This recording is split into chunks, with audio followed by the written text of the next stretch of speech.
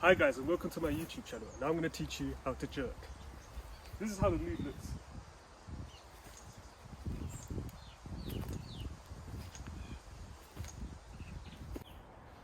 So let me break down the move for you.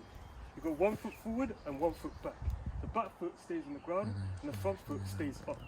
And what you do is you switch both feet by bringing the back foot forward and it's touching the ground, and the front foot coming back but still above the ground.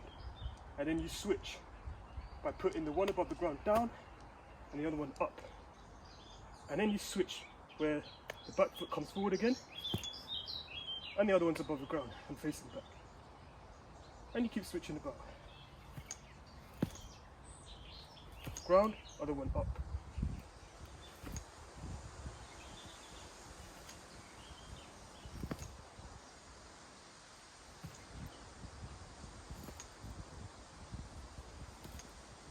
So whichever back foot is on the ground, bring it forward. And bring the other foot back, which is above the ground.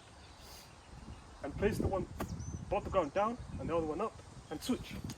Place the back one down and the other one up, switch.